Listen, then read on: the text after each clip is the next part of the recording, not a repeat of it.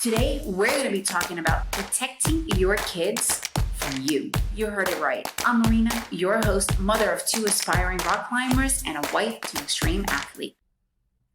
Protecting your child.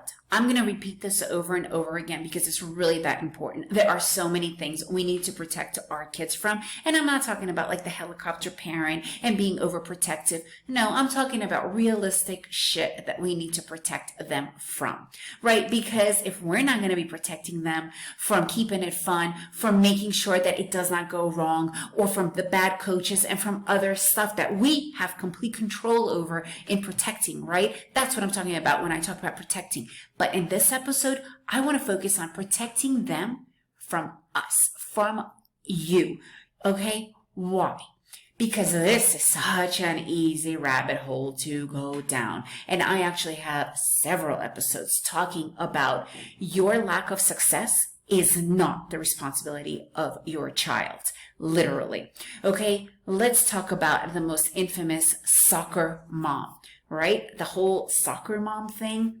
That is not a positive thing. Yeah, it's one thing to be, supportive, but it's another thing pushing. My brother was into hockey when he was in high school. He was really into hockey. He was in the United States. We have, varsity and junior varsity. He was in varsity. He was actually even the captain of his team. And there were some kids on his, the team, right? That were phenomenal. They were phenomenal. They just had that it factor. They had that talent because of the team that they were on. They were also on a traveling team. Gratefully, they were, training. That's the beauty of those types of sports that are really mainstream. There's a lot more accessibility to it. A couple of them really stood out, not only because they were so good, but because of their parents. Their fathers in particular, there was 2 of them in particular, who probably were decent hockey players, maybe even really good in high school, and they just couldn't do it for whatever reason. Maybe their parents didn't have the time. It's a very expensive sport, and they missed their chance. They never succeeded. They never became those people. And the pressure they were putting on their kids, we all saw it. I was my brother's sister, so I wasn't even part of it all the time because I was in university when my brother was doing this.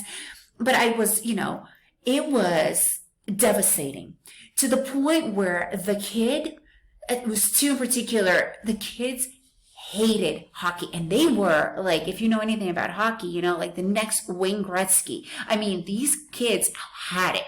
And they started to fucking hate the sport with every ounce of their being because their fathers were just pushing them.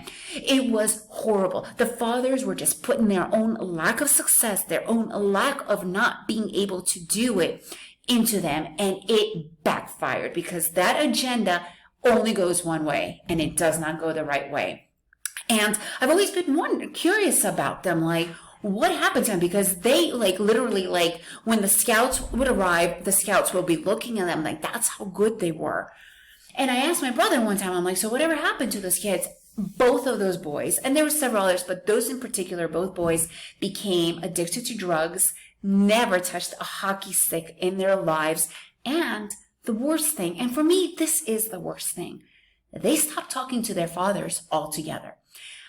What is the deal here, guys? You need to wake up. If you are in that rabbit hole and you're pushing your agenda, I'm sorry, it's not going to go very far. And don't get me wrong, I see myself doing it once in a while too, not from my lack of success at all, but because I also see this potential in my kids and I want to push it. And, we need to back off. And actually, you also need to know your limitation. Like there are times when I don't even go to some places. I go to the competition, but when it's time for them to compete, I really have a hard time being there. My husband is really good at that. And then he's really great at assessing, what went wrong, what went right. He's fantastic. I don't have that kind of perspective, right? Like I'm very subjective. He could be very objective. And I actually have an entire episode about the strengths and weaknesses in the family as well. I really recommend checking that out. But I also am now learning to protect my kids from me,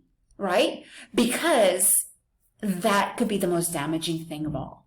So you need to understand what that is, and you need to start to recognize it and stepping away if necessary. So please own up to what is happening. You don't want to have that worst case scenario that your kids don't even speak to you anymore. Okay, so I want to hear your stories. Are there any stories? Have you seen it happen? Do you see yourself getting into that thing once in a while? Because it happens. We're humans. It's natural. I want to know your, situation. And if you enjoyed this podcast, please share it with others because it could be really life-changing. And make sure to share it with your friends as well. And if you have any questions, that's what we're here for. It is about that strategic village. All right, guys, and thanks for listening.